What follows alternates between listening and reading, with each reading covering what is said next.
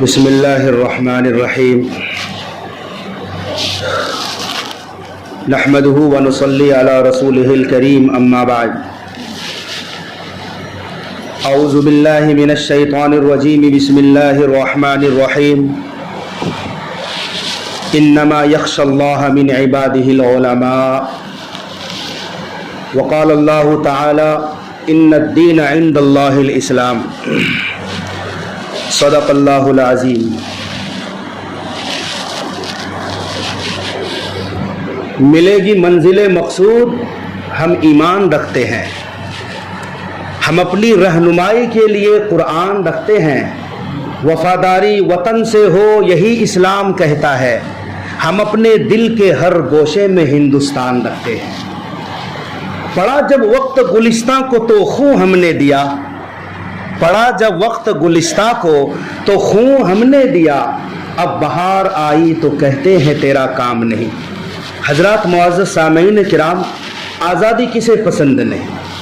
اللہ تعالیٰ نے تین طرح کی مخلوق کو پیدا کیا ہے۔ ایک جمادات جسے ہم پتھر، پہاڑ، ریزے وغیرہ کہہ سکتے ہیں، اس میں حرکت نہیں ہے، جہاں ہے وہیں رہے گا۔ آپ نے پتھر جہاں لگا دیا وہ پتھر وہیں رہے گا، اس میں حص و حرکت نہیں، اس میں جان نہیں، اسی لیے اسے جمادات کہا جاتا ہے۔ نمبر دو، دوسری مخلوق نباتات، پیڑ پودے، درخت وغیرہ، اس میں بڑھنے کی صلاحیت ہے، نشو نما ہے اس میں، لیکن چل پھر نہیں سکتے، یہ آزاد نہیں ہے۔ نمبر تین، حیوانات، جس میں انسان بھی شامل ہیں۔ حیوانات کو اللہ تعالیٰ نے حس دیا ہے، شعور بخشا ہے، حرکت کرنے کی آزادی ہے، ایک جگہ سے دوسری جگہ حیوانات جا سکتے ہیں۔ پھر حیوانات میں اللہ تعالیٰ نے عقلیں رکھی ہے، شعور رکھا ہے، کسی حیوان کو کم عقل، کسی کو زیادہ، ان تمام حیوانات میں سب سے زیادہ عقل و شعور اللہ نے حضرت انسان کو بخشا ہے۔ اتنی عقل دی، اتنی فراست دی، اتنا شعور دیا انسان کو کہ شاید انسان کا سوا حصہ بھی دوسرے حیوانات کو میسر نہیں۔ حضرات، ہر انسان آزادی چاہتا ہے۔ ہم جب قرآن کریم کا مطالعہ کرتے ہیں تو ہمیں پتہ چلتا ہے کہ اللہ تبارک و تعالیٰ نے موسیٰ علیہ السلام کو فرعون کے پاس بھیجا تھا، جہاں اور سارے وجوہات تھی، وہاں ایک سب سے بڑی وجہ یہ تھی کہ موسیٰ تم جاؤ فرعون کے چنگل سے بنی اسرائیل کو آزاد کرا کر لاؤ۔ اسی لیے قرآن میں جا بجا موسیٰ علیہ السلام کا یہ پیغام ملتا ہے۔ فرعون سے کہا ارسل معنا بنی اسرائیل، ان ارسل معی بنی اسرائیل، اے فرعون بنی اسرائیل پر ظلم کرنا چھوڑو۔ کون فرعون؟ کون فرعون؟ قرآن نے احسان جتلایا ہے بنی اسرائیل کے اوپر۔ تم کیا کر رہے ہو؟ ذرا اپنا پچھلے زمانے میں جا کر دیکھو۔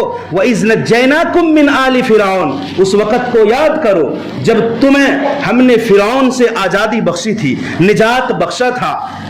کون فرعون؟ یذبحون ابناءکم ویستحیون نساءکم، جو تمہارے بیٹوں کو ذبح کر دیا کرتا تھا، تمہاری عورتوں کو چھوڑ دیا کرتا تھا۔ وہ فرعون بنی اسرائیل کو غلام بنا رکھا تھا۔ بنی اسرائیل اپنی مرضی سے کوئی کام نہیں کر سکتے تھے۔ موسیٰ علیہ السلام ایک پیغمبر کی حیثیت سے آئے اور بنی اسرائیل کو فرعون کے چنگل سے آزادی بخشی، اور سارے بنی اسرائیل کو لے کر دریا پار ہو کر چلے آئے اور فرعون کو اللہ نے غرق کر دیا۔ تو ایک پیغمبر کو بنی اسرائیل کی آزادی کے لیے اللہ تعالیٰ نے بھیجا۔ ہم جب مطالعہ کرتے ہیں قرآن کا، قرآن کریم ہمیں بتاتا ہے کہ ابراہیم علیہ السلام کو مکے کی سرزمین سے ایسی محبت تھی، جا بجا دعا کیے ہیں مکے کے لیے کہ ابراہیم علیہ السلام نے کہا رب اجعل ھذا البلد آمنا، اے اللہ اس شہر مکہ کو تو امن والا شہر بنا۔ جو انسان جہاں پیدا ہوتا ہے اس سرزمین سے اسے فطری محبت ہوتی ہے، باپ داداؤں کا گھر ہے، باپ دادا جہاں رہتے آئے ہیں، اس سرزمین سے انسان فطرتاً محبت کرتا ہے۔ پیارے آقا صلی اللہ علیہ وسلم کا خاندان مکے کا تھا، آپ کا قبیلہ مکے کا تھا، آپ پیدا مکے میں ہوئے، آپ کی جوانی مکے میں چڑھی، آپ کا بچپنا مکے میں گزرا، یہاں تک کہ جب آپ ہجرت کے دن سفر کر رہے تھے، ہجرت کی رات آئی، آپ مدینے کی طرف جا رہے تھے، जा बजा आप पीछे मुड़ते और मक्के से कहते, ऐ मक्का मुकर्रमा की सरजमीन, मुझे तुझसे बेहद मोहब्बत है, बेहद मोहब्बत है। अगर यहाँ के रहने वाले लोग मुझे ना निकालते, मैं तुझे छोड़कर कहीं नहीं जाता। ऐ मक्का, मुझे तुझसे इतनी मोहब्बत है। वजह क्या थी? और वजूहात के साथ साथ वजह यह भी थी कि आपका वो खानदानी आबाई वतन था। हजरात, इंसान जब गुलाम बन जाता है उसका कुछ भी अपना नहीं रहता। वो कमाता भी है तो मालिक का होता है, अपनी मर्जी से कोई काम नहीं कर सकता। इस गुलामी के तसव्वुर को जनाब मोहम्मद अरबी सल्लल्लाहु अलैहि वसल्लम ने तोड़ कर रख दिया है। खबरदार, कोई किसी को गुलाम ना बनाए। हर एक अपनी माँ के रहम से, पेट से आजाद पैदा होता है। यही वजह है कुरान ने गुलाम आजाद करने का हुक्म दिया, हदीस में गुलामों को आजाद करने का हुक्म दिया। उस्मानी गनी रजी अल्लाह अन्हु हर जुमे जुमे को एक गुलाम आजाद फरमाते थे, यहां तक के कफारे के तौर पर गुलाम को आजाद करने का हुक्म दिया। रोजा रखकर जानबूझकर तोड़ दिया। पहला हुक्म यह है, अगर गुलाम आजाद कर सकते हो तो गुलाम आजाद करो। कुरान करीम कहता है, फलक्तहमल अक़बा वमा अदराका मल अक़बा फक्कु रक़बा, गर्दन को आजाद करना। तो गुलामों की आजादी की तरगीब अल्लाह के नबी ने दी है। आज 15 अगस्त 2025 का दिन है। आज सारा मुल्क आजादी के जश्न में डूबा हुआ है। लेकिन क्या आप जानते हैं कि ये आजादी क्या हमें तश्तरी में प्लेट में रखकर बतौर तोहफा दे दी गई कि ये लो तुम्हारा देश आजाद हो गया? नहीं नहीं, आज स्कूलों में, कॉलेजों में, मदरसों में जश्न होता है, आजादी की तकरीब मनाई जाती है। वहां बच्चों को क्या सिखाया जाता है? चंद लोगों के नाम लिए जाते हैं। गांधी जी का नाम लिया जाता है, सुभाष चंद्र बोस का नाम लिया जाता है, मौलाना अबुल कलाम आजाद का नाम लिया जाता है, और दो चार नाम रटे रटाए याद करा दिया जाता है, और हमारी तारीख को छुपा दी गई है। इस सरजमीन को आजाद कराने के लिए गैरों का इतना पसीना नहीं बहा है जितना कि हमारे अकाबिर और बड़ों का खून इस जमीन के नीचे बिछे हुए हैं। इतना पसीना गैरों का नहीं बहा है। 2 लाख मुसलमान शहीद किए गए थे 1857 के मौका पर। 1857 ये हिंदुस्तान की पहली जंग आजादी नहीं है, याद रखो। ये लोगों को जो बताया जाता है ये फिरका परस्त ताकतें बताती है। हमारी तारीख को जानबूझकर छुपा दी गई, हमारे अकाबिर उलमा के नाम को फहरिस्त से निकाल दिया गया। जो कौम अपनी पास्ट टेंस हिस्ट्री याद नहीं रखती उसका फ्यूचर कभी अच्छा नहीं होता। जो माजी को याद नहीं रखते उसका मुस्तकबिल ताबनाक नहीं हो सकता है। हमें अपने उन अकाबिर की कुर्बानियों को याद करना पड़ेगा। अंग्रेजों ने हम सबको गुलाम बनाया था, 1, 2, 4, 5 साल नहीं, मुसलसल 200 साल तक अंग्रेजों ने हम सबको गुलाम बनाया था। हमारी असमतें महफूज नहीं थी, हमारी खवातीन महफूज नहीं थी, यहाँ के मुसलमान महफूज नहीं थे। मुसलमानों ने जब अंग्रेज का काला साया यहाँ पड़ा, मुंबई के समंदर के साहिल से अंग्रेज की आमद हुई, और जितने हिंदुस्तान के साहिले इलाके हैं हर इलाके से तकरीबन यहाँ क्यों आया अंग्रेज? एक तिजारत करने आया था। ईस्ट इंडिया कंपनी की बुनियाद डाली। जिस तरह आज यहाँ के लोग कमाने के लिए, तिजारत करने के लिए, बिजनेस करने के लिए बरतानिया, अमेरिका, फ्रांस और इटली और यूरोप के इलाके की तरफ जाते हैं, आज से 300-400 साल पहले हिंदुस्तान सोने की चिड़िया कहा जाता था। यहाँ की जमीन सोना उगलती थी, यहाँ मोहब्बत की फिजा कायम थी, यहाँ के मादनियात के अंदर, जमीन के अंदर कोयले के साथ साथ उस वक्त भी हीरे निकलते थे और आज भी हीरे निकलते हैं। सोने की चिड़िया लाल किले की फसीलों में और कुतुब मीनार की बुलंदी में और लाल किला के अंदर मौजूद मोती मस्जिद के दरो दीवार में हीरे जवाहरात जड़े हुए थे। अंग्रेज ने यहाँ कदम तो रखा तिजारत की गरज से, हम तिजारत करेंगे। यहाँ के बादशाह को फुसलाया, हमारा मकसद बिजनेस करना है, अगर हम बिजनेस करेंगे ये मुल्क भी तरक्की करेगा, हम सब भी तरक्की करेंगे। लोगों ने भाप नहीं पाया, आजादी दे दी, इजाजत दे दी। सबसे पहले कलकत्ता की सरजमीन पर अंग्रेज ने वहां की सरजमीन को अपने कब्जे में लेना चाहा। वो कलकत्ता जो किसी जमाने में हिंदुस्तान का सबसे बेहतरीन शहर माना जाता था, कलकत्ता تجارت کے لحاظ سے بہترین شہر تھا. انگریز نے وہاں اپنے قدم جمائے اور یوں چاہا کہ بنگال کی سرزمین کو سب سے پہلے قبضے میں لیا جائے. یہ 1857 نہیں، 100 سال پہلے 1757 میں ایک جنگ لڑی گئی ہے. بنگال کے نواب سراج الدولہ نے جنگ لڑی ہے پلاسی کے میدان میں. مشہور جنگ ہوئی ہے، گھمسان کی لڑائی ہوئی ہے اور انگریزوں کو شکست کھانی پڑی. لیکن اس سرزمین میں جہاں بہت ساری خوبیاں موجود ہے، وہاں ایک بڑی خامی بھی ہے اس سرزمین میں کہ اپنے غیر ہو جاتے ہیں، بے وفائی پہ اتر جاتے ہیں، غداری پہ اتر جاتے ہیں. ارے چند ٹکوں کی خاطر اپنے باپ کو بیچ دیتے ہیں، اپنے بھائی سے بدگمانی کرنے لگتے ہیں. چند ٹکوں کے خاطر حد تو یہ ہے کہ اپنے ایمان کا سودا کر لیتے ہیں. سراج الدولہ کا ایک خاص وزیر تھا میر جعفر، اس نے غداری کی جس کی پاداش میں انگریزوں نے سراج الدولہ کو جام شہادت نوش کروایا پلاسی کے میدان میں. پھر انگریز نے سوچا بنگال تو قبضے میں آ چکا ہے، کسی طرح ہم پورے ہندوستان کو اپنے قبضے میں لے لیں. تو اس وقت کون ایسا شیر ہے ہندوستان میں جو ہمارے بیچ آڑے آ رہا ہے، جو چٹان بن کر کھڑا ہے؟ اس شیر کو اگر ہم نے ختم کر دیا تو ہندوستان ہمارا ہو جائے گا. تو انگریز نے دیکھا وہ دکن حیدرآباد کے علاقے میں شیر میسور فتح علی ٹیپو سلطان شہید رحمت اللہ علیہ، یہ سب سے بڑا ہتھیار ہے. اگر اس ہتھیار کو ہم نے زیر کر لیا، اس چٹان کو توڑ دیا، تو پھر دلی پر قبضہ کرنا آسان ہو جائے. چنانچہ یہی بات تھی 1799 کے اندر میسور کے اندر، سری رنگا پٹنم کے اندر شیر میسور سلطان ٹیپو شہید. آپ نے نام سنا ہے، آپ نے فوٹو بھی دیکھا ہوگا، وہ بڑی موچوں والا ٹیپو سلطان. خدا کی قسم یہ ٹیپو سلطان کی تصویر نہیں ہے، ہم سے تاریخ چھپائی گئی. ارے وہ تو تہجد گزار تھے، وہ تو حافظ قرآن تھے.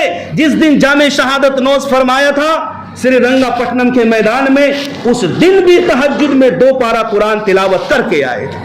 یہ ٹیپو سلطان بادشاہ نواب تھے، لیکن خدا ترس نواب تھے، دروے صفت نواب تھے. وہاں بھی 4 مرتبہ انگریزوں سے لڑائی ہوئی، جس میں 3 مرتبہ انگریزوں نے شکست کھائی ہے. 4تھی مرتبہ وہاں بھی غداری کی. اور ٹیپو سلطان شہید کے ایک وزیر سپہ سالار میر صادق کی غداری کی وجہ سے ٹیپو سلطان کو شہید کر دیا گیا. انگریزوں نے پوچھا موت سے پہلے، اے فتح علی ٹیپو سلطان شہید، میں نے کہا تھا کہ تم میری لالچ میں آ جاؤ، ہم تمہیں زمین دیں گے، ہم تمہیں جائیداد دیں گے، مال دیں گے، لیکن تم نے ایسا نہیں کیا، مرنا پسند کیا. یاد ہے نا ٹیپو سلطان کا وہ جملہ؟ کہا تھا کہ ہاں انگریزوں مجھے یاد ہے، لیکن گیدڑ کی 100 سالہ زندگی سے شیر کی 1 دن کی زندگی بہتر ہے. میں گیدڑ کی طرح مرنا نہیں چاہتا، میں شیر بن کر مرنا چاہتا. ٹیپو سلطان شہید کر دیے گئے. لاش پڑی ہے. ایک انگریز جنرل ٹیپو سلطان شہید کے لاش اور سینے پر پیر رکھ کر کہتا ہے، یہ اعلان کرتا ہے کہ لوگوں سنو، آج سے ہندوستان ہمارا ہے. جب تک ٹیپو سلطان شہید زندہ تھے، تا حیات تھے، مجال نہیں تھی. لیکن جب فوت ہو گئے اور ان کی لاش پر یہ جملہ بولا گیا، آج سے ہندوستان ہمارا ہے. یہ وہ وقت تھا جب انگریزوں نے میسور کو فتح کیا، بنگال کو فتح کیا، اور انگریز کا لشکر دلی کی طرف رواں دوا ہوا. دلی میں اس وقت مغلیہ سلطنت کا ایک چراغ ٹمٹما رہا تھا، بہادر شاہ ظفر. یہ آخری مغلیہ بادشاہ ہے اور صرف برائے نام بادشاہت رہ گئی تھی.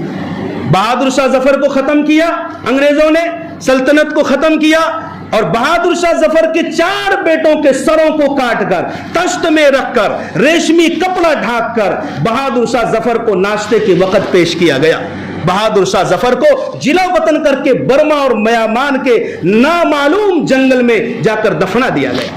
حالانکہ بہادر شاہ ظفر کی خواہش تھی میرا مقبرہ اور میری قبر قطب مینار کے بزرگ کے بغل میں میری قبر ہو. دلی میں دفن ہونا چاہتے تھے، مگر انگریز نے کیا کیا؟ جلا وطن کیا اور میانمان کے جنگل میں دفن کیا.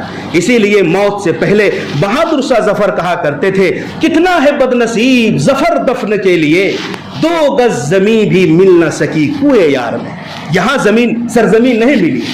بہرحال جب وہ قافلہ انگریزوں کا دلی آیا وہاں ایک علمی گھرانہ موجود تھا، حضرت شاہ ولی اللہ محدث دہلوی رحمۃ اللہ علیہ۔ پتا ہے یہ کون محدث دہلوی ہیں؟ آج ہندوستان بر صغیر میں جو درس نظامی تعلیم چالو ہے، جہاں بخاری مسلم سے لے کر صحاح ستہ تک کی تعلیم دی جاتی ہے، یہ شاہ ولی اللہ محدث دہلوی کی مرہون منت ہے۔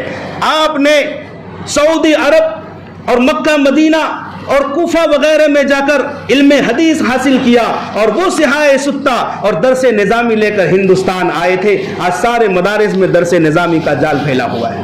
ان کے لخت جگر شاہ عبد العزیز رحمت اللہ علیہ نے سب سے پہلے جہاد کا فتویٰ دیا 1803 کے اندر۔ اے لوگوں سنو، ہندوستان اب وہ ہندوستان نہیں رہا، اب یہ دارالحرب بن چکا ہے، اب ہمیں انگریزوں کے خلاف لڑنا پڑے گا۔ یہ وہ وقت تھا جب ہندوستان میں ساری قوم سوئی ہوئی تھی، کسی کو کچھ پتا نہیں تھا کہ ہندوستان میں کیا ہونے والا ہے۔ اس وقت ایک علمی گھرانے کا فرزند شاہ عبد العزیز کی شکل میں کھڑا ہوتا ہے اور انگریز کے خلاف لڑائی کا اعلان کرتا ہے۔ دور دور تک ہمارے غیر قوم بھائیوں کا کوئی اس میں شمولیت نہیں ہے، تنے تنہا مسلمانوں نے لڑائی لڑی۔ 1854 سے لے کر 1857 تک 3 سال کے اندر 54,000 علماء کو شہید کیا ہے۔ کتنے؟ 54,000 علماء کو۔ لوگوں نے کہا اے انگریز سنو، جب تک ہندوستان میں علماء رہیں گے، جب تک ہندوستان میں بچے پڑھتے پڑھاتے رہیں گے، قرآن کے نسخے رہیں گے، احادیث نبوی کا ذخیرہ رہے گا، اے انگریزوں تم کامیاب نہیں ہو سکتے ہو۔ یہ سننا تھا کہ انگریز نے اپنا پورا دشمنی کا رخ علماء کرام کے اوپر ڈال دیا، علماء کو شہید کیا۔ 3 لاکھ قرآن کے نسخے جلائے گئے ہیں۔ ایسے ہمیں آزادی نہیں ملی ہے۔ ہندوستان سے اسلام کی جڑ کو ختم کرنے کے لیے نعوذ باللہ 3 لاکھ قرآن کو جلایا گیا ہے، 54,000 علماء شہید کر دیے گئے۔ اور یہ کوئی بناوٹی بات نہیں ہے۔ چنانچہ انگریزوں کا سب سے مشہور مؤرخ اور مصنف مسٹر ٹامسن کہتا ہے، ارے دلی کی چاندنی چوک سے لے کر کے خیبر تک ایک بھی درخت ایسا نہیں تھا جس درخت کے نیچے کسی عالم کی لاش نہ جھولتی نظر آتی۔ بتاؤ کتنے علماء کو شہید کیا۔ علماء کو ہاتھی پر بٹھایا جاتا تھا اور گلے پر پھندا لگا کر درختوں سے لٹکایا جاتا اور ہاتھی کو آگے چلا دیا جاتا، وہ عالم دین خود لٹک جاتا تھا۔ ایسے نہیں، مسٹر ٹامسن لکھتا ہے، میں دلی کے اندر اپنے خیمے کے اندر بیٹھا ہوا تھا، کچے گوشت کے جلنے کی بو آئی۔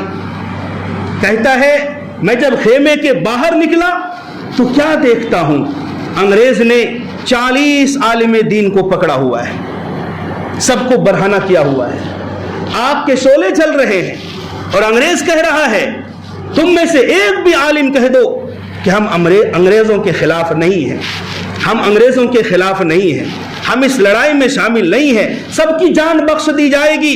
مسٹر ٹامسن کہتا ہے اس پیدا کرنے والے کی قسم جس نے مجھے پیدا کیا، ایک بھی عالم دین نے اپنا قدم پیچھے نہیں ہٹایا، سب جل کر بھن گئے، راکھ ہو گئے، خاک ہو گئے، کہا میں انگریزوں کی غلامی قبول نہیں۔ پھر اگلے 40 علماء کو لایا گیا، ان کو بھی برہنہ کیا گیا، یہ سلسلہ جاری تھا۔ پھر خنزیر اور سوروں کو پکڑ کر لایا گیا۔ سنو اپنی داستان آزادی کو مسلمانوں، جو ہم سے چھپائی جا رہی ہے۔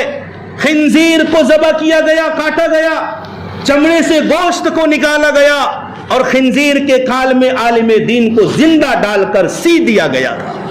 یہ تمہاری داستان آزادی ہے جو آج فرقہ پرست طاقت ہم سے آپ سے چھپا رہی ہے۔ چنانچہ مسلمان علماء کو بوریوں میں بند کر کے دریا میں ڈال دیا جاتا، اوپر سے گولیوں کی بچھار کی جاتی ہے، تب جا کر کے یہ آزادی ہمیں صرف تحفے میں نہیں ملی۔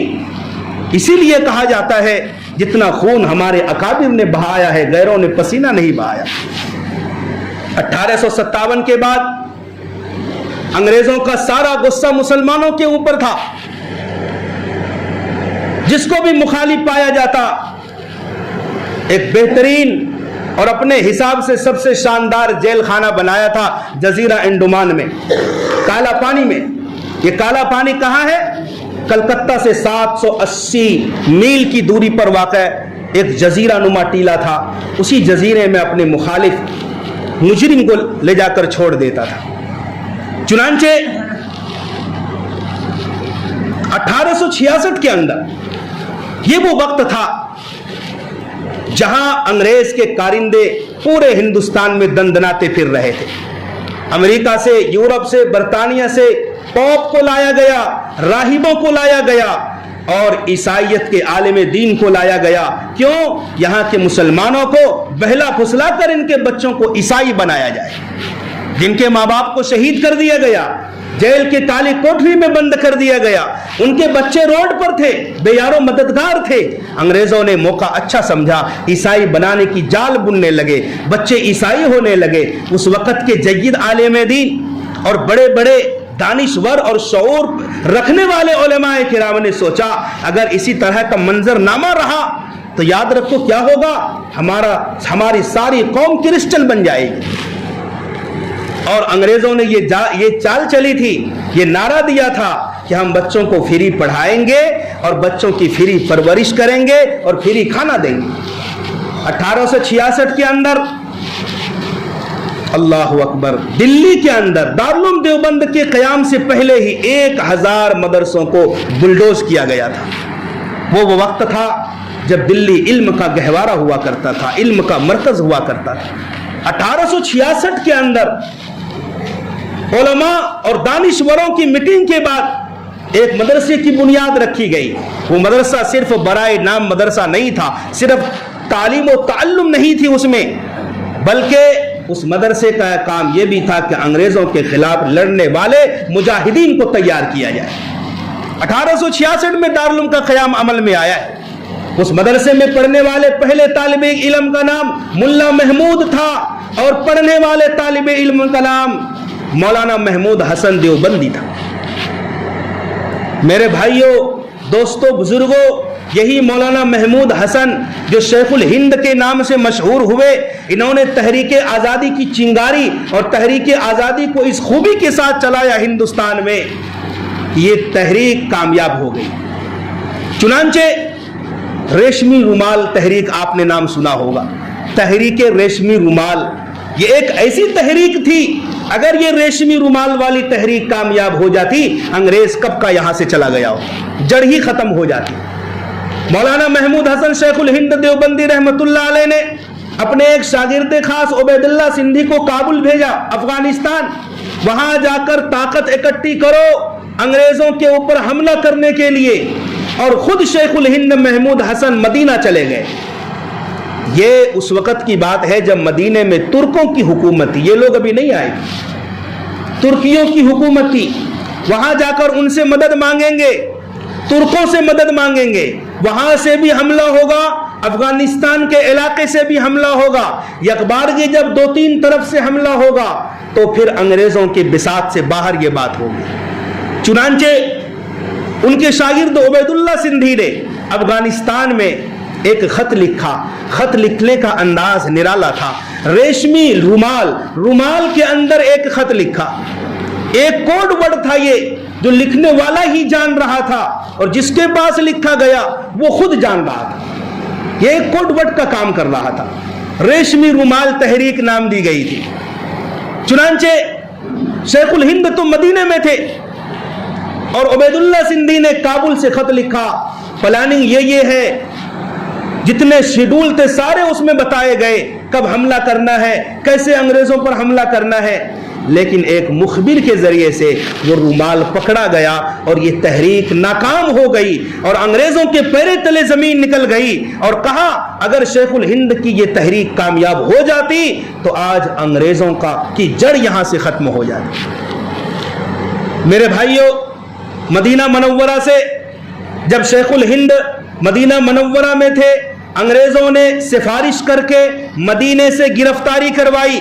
محمود حسن دیوبندی کو شریف مکہ کی غداری کی وجہ سے مدینے سے گرفتاری ہوئی اور انڈمان کالا پانی کے جزیرے میں بھیج دیا، لیکن اکیلے نہیں گئے، 4 شاگرد خاص ساتھ میں تھے، جن میں سے ایک کا نام شیخ الاسلام مولانا حسین احمد مدنی ہے، یہ کون حسین احمد مدنی ہے جو موجودہ صدر جمعیت علماء مولانا ارشد مدنی کے ابا ہیں؟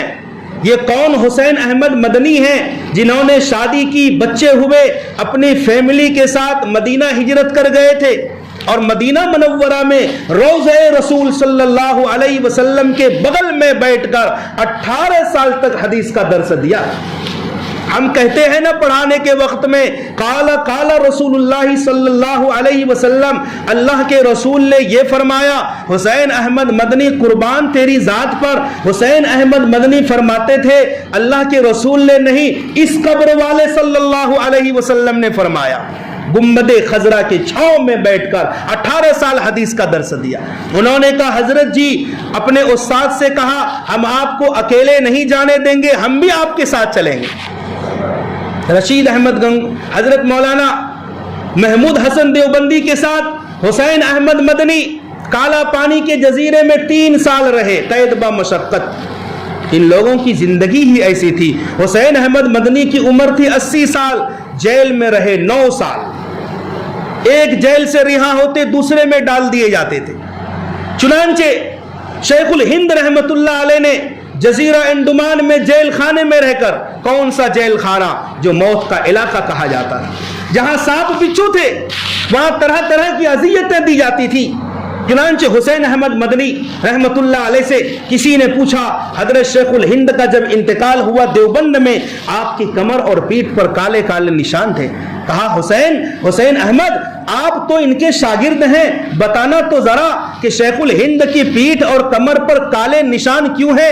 کہا میرے استاد نے جیتے جی بتانے سے منع فرمایا تھا، اب تو استاد کا انتقال ہو گیا ہے، اب میں بتاتا ہوں کہ جب ہم سب جزیرہ انڈمان کالا پانی میں موجود تھے، انگریز کے فوجی لوگ آتے تھے، کہتے تھے اے شیخ الہند تم نے یہ فتویٰ دیا ہے کہ انگریزوں کی غلامی کرنا حرام ہے، انگریز کی فوج میں بھرتی ہونا حرام ہے، انگریزوں کی مخالفت چھوڑ دو۔ شیخ الہند کہتے تھے جان آخری سانس تک ہم یہ فتویٰ دیتے ہیں، دیتے رہیں گے کہ انگریزوں کی حمایت کرنا حرام ہے۔ چنانچہ آگ کے انگارے لگائے جاتے تھے اور ہمارے استاد شیخ الہند کو آگ کے انگارے پر ڈال دیا جاتا، وہ آگ ہمارے استاد کی چربی اور خون سے بجھتی تھی۔ یہ وہی کالے کالے نشان ہیں۔ میرے بھائیوں، حسین احمد مدنی رحمت اللہ علیہ جزیرہ انڈمان سے جب ہندوستان واپس آئے، آپ کے خلاف وارنٹ جاری تھا، حسین احمد مدنی کو جہاں کہیں دیکھو گرفتار کر لو۔ چنانچہ گرفتار ہوئے اور کراچی یا لاہور کی عدالت میں جج نے مقدمہ دائر کیا اور کہا معاملہ بڑا ہے، ایک بڑے حال میں مقدمہ ہوا اور چاروں طرف سے توپ اور بندوق لے کر لوگ تعینات تھے۔ کہا ایک اشارہ ہونا ہے، حسین احمد کی لاش مل جائے گی۔ چنانچہ انگریزوں نے کہا اے حسین احمد کیا تمہارا یہ فتویٰ ہے کہ انگریزوں کی فوج میں بھرتی ہونا حرام ہے؟ کہا ہاں میرے استاد کا جو فیصلہ تھا وہی فیصلہ میرا ہے اور وہ فتویٰ میں نے دیا ہے۔ کہا سوچ سمجھ کر بولو، کیا تم نے فتویٰ دیا؟ کہا ارے دیا کیا، آج میں عدالت کی کوٹری میں دے رہا ہوں اور ہمیشہ دیتا رہوں گا یہ فتویٰ کہ انگریز کی غلامی کرنا حرام ہے، فوج میں بھرتی ہونا حرام ہے، انگریزوں کے جو پروڈکٹس ہیں اس کو استعمال کرنا بھی حرام ہے۔ انگریز نے کہا جانتے ہو اس کا نتیجہ کیا ہوگا؟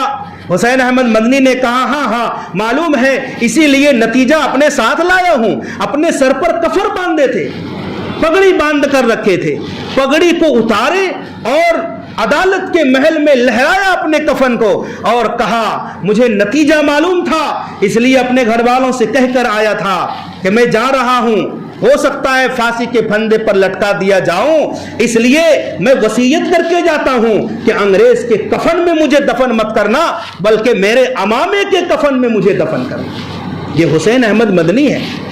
آپ 3 سال انڈمان کے جزیرے میں رہے اور مولانا محمود حسن دیوبندی رحمت اللہ علیہ 1920 میں جب ممبئی میں تشریف لائے، بڑا اجلاس تھا، آپ کے استقبال میں ہندوستان کے ہر بڑے نامور لوگ تھے، جس اجلاس میں گاندھی جی بھی تھے۔